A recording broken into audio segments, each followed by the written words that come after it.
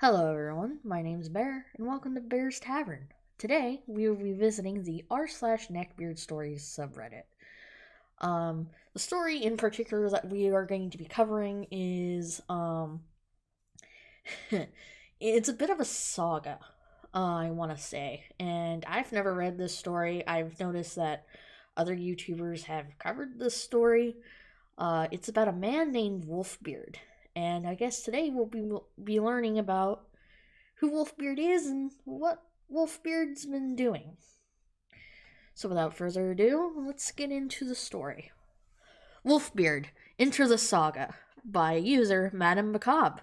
Hey, I watch her YouTube videos. I love her YouTube videos, man. Alright, gonna crack my fingers real quick. Let's get started. Hey there, I'm new to Reddit and haven't really shared much yet, but after stumbling across this subreddit, I realized I might actually have something worth sharing here. I apologize in advance for the length of this, and let's just say a lot has happened. Several years ago, I lived through a series of horrifying and hilarious events with a beard in the wild. At the time, everything I was put through was rather overwhelming and even scary at times, but now I can look back at it and laugh. I hope you get a chuckle out of it too. Without further ado, I give you the first tale of WolfBeard. I'll call him as such because of his unhealthy obsession with wolves. He was one of those guys that collected just about anything with artwork of wolves on it. Shirts, blankets, tapestries, you name it. His obsession went beyond this even, but let's not get ahead of ourselves in this story just yet. I met WolfBeard in my freshman year of anniversary. At the time, he was engaged to my now ex-childhood friend. My friends and I have taken to calling her Miss Piggy these days, so we'll use that name for this story. Miss Piggy was your classic legbeard, morbidly obese, lacked proper social boundaries, and extreme weeaboo extraordinaire. What ultimately ended my friendship with Miss Piggy was some downright vile and crazy stuff she did to a mutual friend of ours. And when I found out, I finally had enough and cut ties with her. But really, that warrants a story of its own. Needless to say, while all the shenanigans with WolfBeard went down, she and I were still friends. Despite this, though, we had actually grown a bit distant at this time. When I was much younger, I lived in the same town as Miss Piggy. She wasn't always a full-blown legbeard. Maybe it's the nostalgia glasses kicking in, but in my younger childhood years, I remember her being around the same build as me. Slender, but on the taller side. And despite being a little socially awkward, who wasn't in their childhood years, a super sweet and funny girl. We had been best friends since kindergarten. However, when the time came for us to attend middle school, my family moved away to a new town. It was only about half an hour away, but for a child that was too young to drive, it may as well have been states away. Dude, I feel that. I feel that in my soul. Because of this, we naturally started to drift apart. We only saw each other rarely, and our interests and lives changed. However, once finished with primary school and off at university with a license and car of my own, I decided to change this. With a vehicle, the 30-minute distance was nothing, so I began reaching out to her in attempts to rekindle our old friendship, and in doing so, I ended up meeting WolfBeard. At the time, Miss Piggy and WolfBeard had been living together in a tiny one-bedroom apartment. Interestingly enough, both of their parents had been against the idea of it, as they don't believe either of them was ready for this kind of responsibility. And they were, of course, correct, but I'm getting ahead of myself here. The apartment was in one of those sketchy complexes you don't really want to get caught in after dark. Oh man, that's just Tucson during the night hours. The place was a dump, and the air was constantly filled with a lot of unsupervised children terrorizing the neighborhood, and white trash couples screaming at each other and slamming furniture around. I almost turned around on the spot before making it to Piggy's apartment, but I hadn't been the one to make plans to meet up, so I strengthened my resolve and knocked on their scuffed and dented door.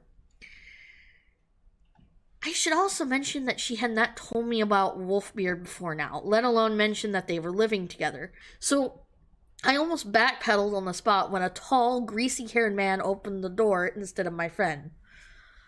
WolfBeard was a big man, and I mean that in every sense of the word. He was very tall, easily around 6'1" or 6'2", as well as morbidly obese.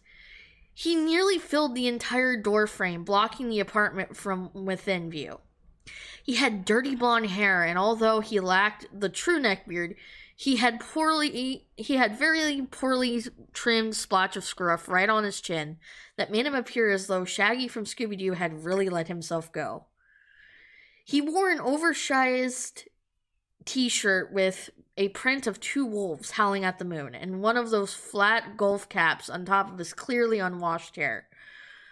But what was almost off-putting about this imposing figure was his smell.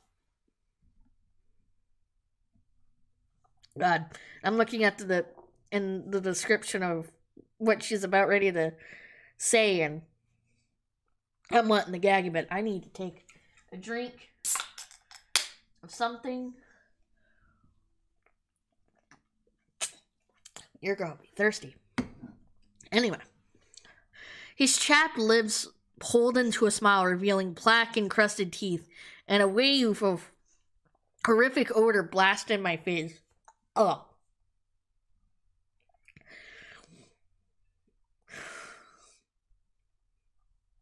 Oh, Lord.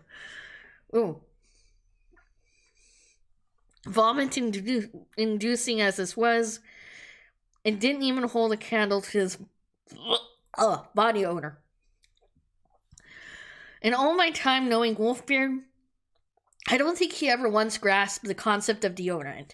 You can always smell him coming before you'd see him. And with someone his size, that was really saying something. God, I nearly died trying to read through that paragraph. God. Whew. Before I could scuttle away, Piggy waddled up and pushed WolfBeard out of the way so she could greet me. Oh, sorry about that. I forgot to mention it to you. This is WolfBeard. He's my fiancé, she squealed in delight, forcing a pudgy hand into my face to show me one of those etched rune-looking rings you would find at Spencer's or Hot Topic. Oh man, are we really ring-shaming? Does it count as ring-shaming if you're engaged to a neckbeard? I knew a few neckbeards in high school. They were some pretty nice folk. I don't really have a whole lot of negative things to say about them. Ugh. It's that paragraph from before that's coming back to kill me. A little overwhelmed and caught off guard, I congratulated her before entering the apartment. When I got inside, I had to stop myself from almost retching again. You see, Piggy had always been a bit of a hoarder, ever since we were children. But time had certainly not helped this habit. What's worse, WolfBeard was a lazy slob who had previously relied on his mother to clean up after him, so his mess was just compounded the problem. The whole place smelled vaguely of garbage and cat piss. The living room was made up of a couch, coffee table, and massive television that WolfBeard had brought with him from his parents' house. Both the couch and coffee table were piled with clothes, garbage, and who knows what else. Probably the fucking New York-sized rats and cockroaches. Ugh, I hate cockroaches. You ever seen a cockroach up close? Dear God. You could really feel the impact of the clutter as the unit truly was tiny. In entirety, the unit was laid out in a linear line, one room connected to the next. It consisted of the living room, then moved to the kitchen and dining space. The kitchen was pretty narrow and seemed even worse than what it really was, as the mountain of unwashed dishes coated in rotting food. Ew. Bro, how can you go that long without washing a dish? Ugh. Took up what little counter space there was, and crammed opposite of this was a table that was functionally useless due to the mountain of crap piled on top. Continuing our glum tour, we have the piece de la resistance, the single bedroom and connected bathroom. Based on the descriptions of the rest of the unit, I'll let you use your imagination as to the state of this tiny, overstuffed room, and the smell from which emanated. Needless to say, the apartment was disgusting, and it only added to my general feeling of uneasiness during the visit. From the very beginning, WolfBeard made me incredibly uncomfortable. Despite supposedly being engaged to Piggy from the moment I entered the apartment, he was eyeing me like a piece of meat. For this Sterling Saga, we'll refer to myself as Calamity. Apparently it's their D&D character, with some strange name that I can't really pronounce. While I am no means some sort of supermodel, I do try to put a bit of effort into my appearance. I'm rather busty despite being slender, and I'm quite tall at a little over 5'8". My friends often make Amazon warrior jokes at me, but I just threaten to crush their skulls like sparrow egg. I also love all things horror, and occult. So naturally, I'm into a witchy alternative style and love to dress in dark makeup and clothes. Oh, bro, I would love to do that. I would love to fucking do that.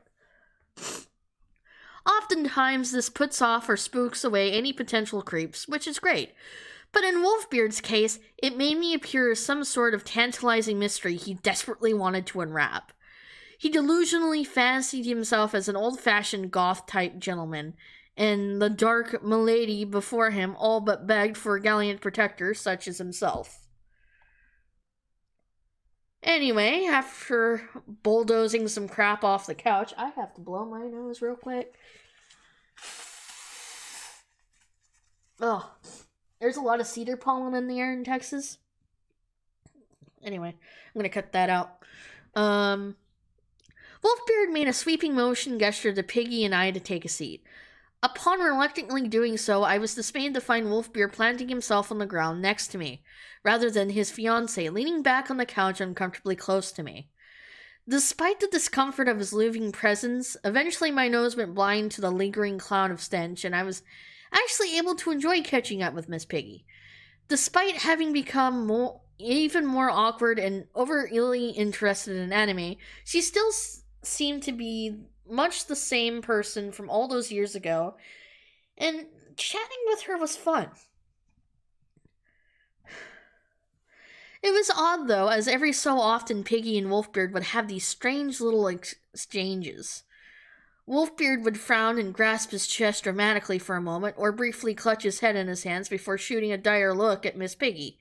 In turn, she'd paste a worried expression on her face and extend a gentle hand as if to reassure him that everything was all right. I didn't know what was going on and assumed it was a weird couples thing between them, so I tried my best to ignore it. That is, until right around nightfall. Noticing the sky beginning to darken. Oh no. Oh no, please. WolfBeard dramatically stood up and waddled to the window. Once again, he dramatically grasped his chest and violently whipped his head away. At this, Piggy shot up from the couch and bounded over to him, clutching onto him like a pose from an old romance novel. Confused, I watched the scene unfold right in front of me.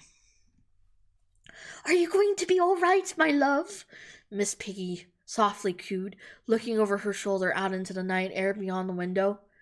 "It's a full moon tonight," WolfBeard hoarsely croaked in response, dramatically turning away from her.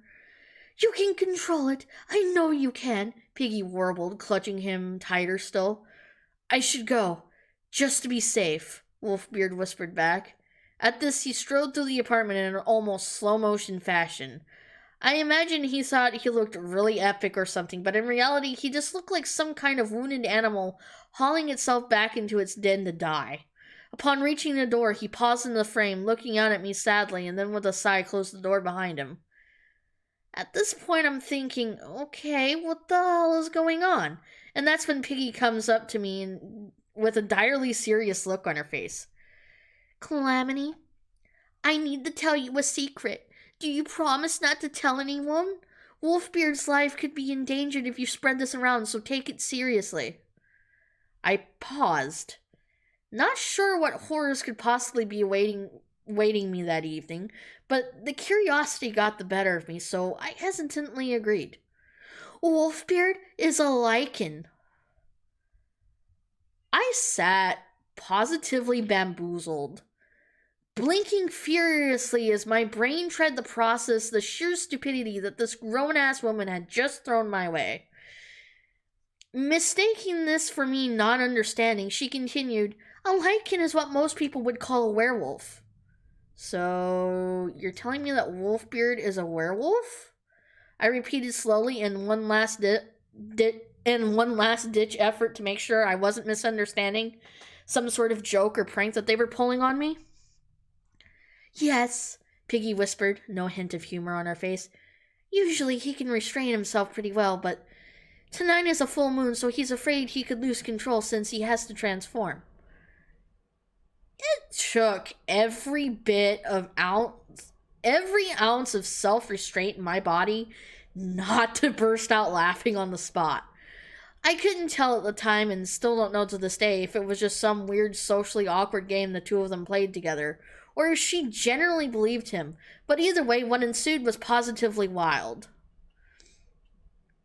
Miss Piggy proceeded to tell me the tale of how she learned WolfBeard's oh-so-dark secret back in high school, and how they had fallen in love because she learned to tame the beast in his heart. Mind you, while all of this was going on, WolfBeard had started making these ridiculous growling noises and knocking things about in a closed-off bedroom. After a few minutes of this, I could hear the window sliding and a resounding thud. At this, Miss Piggy hurriedly led me back alongside her to investigate. I should clarify, they lived on the ground floor. The bedroom had one large window that lacked a screen and opened directly into the parking lot. And lo and behold, when Piggy and I arrived at the bedroom, the window was open and there was no sign of our dashing, lycanthropic gentle sir. At this point, I reached my quota for how much bullshit I could handle in one evening. So, I used the excuse of needing to get back to my dorm for school the following day to take my leave. I told Miss Piggy how nice it was to catch up with her and the WolfBeard's secret was safe with me, and I quickly gathered my things. However, as I neared the front door, before I could reach for it, it burst open. Standing in the doorway was WolfBeard once more, now panting wildly and dripping with sweat. If I thought he smelled bad before, he was now positively noxious. He also had what looked to be some dirt quickly rubbed on his forearms, as if it meant to convince me he had been out terrorizing the countryside in the 5 minutes he had been out of the apartment. Feeding into his delusion, Miss Piggy ran into his arms and cuddled him like he had just escaped a horrifying experience. He asked him if his transformation was painful, and he just pathetically nodded in response. Turning to me with what I imagined he thought was a collective coolness, he ran a hand through his sweat-soaked hair and addressed me. I hope I didn't scare you, Calamity. Oh my god. Calamity. I know I can get a little primal in this moon phase. Oh, no, Miss Piggy told me you know how to control yourself, I responded, knowing damn well it wasn't good to play into their game, but honestly not knowing how else to end the situation. Well, it was great meeting you, but I've got classes in the moment. Oh, that's her again. I don't know why I used that voice. Well, it was great meeting you, but I've got classes in the morning, so I'm gonna take off now. I quickly snouted before he had a chance to start up some new element to the game. At this, he held out his sweaty, stinking, dirt-encrusted arms as if to expect me to hug him. There was quite possibly nothing else on this earth that I wanted to do less than hug him, to be honest. So I was quick to dodge him and blame it on not wanting to get dirt on his arm. Well, not wanting the dirt on his arms to get on my clothes. His response to this was to literally throw his shoulders down and pout like an overgrown toddler, with the 100% serious and with 100% seriousness, no irony, say, "Sad panda."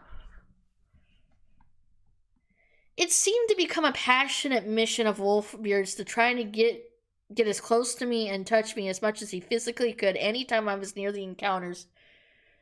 Anytime I was over the encounters to come. And believe it or not, this evening wasn't even the worst of my encounters with him. Oh no, despite being engaged, WolfBeard would soon decide that he wanted more than just a friendship with yours truly. But that's another story to come. Oh my god. Ooh, girl. I don't know what rabbit hole I just fell down. Whew. Oh lord. I feel bad for you. I'm so glad I went into this blind. I never know what I'm going to expect when I read a story from Reddit or when I read a story from fanfiction. Oh my god. Alright, well, if you guys want a part 2, leave a comment below, and I will see you guys in the next episode. Peace.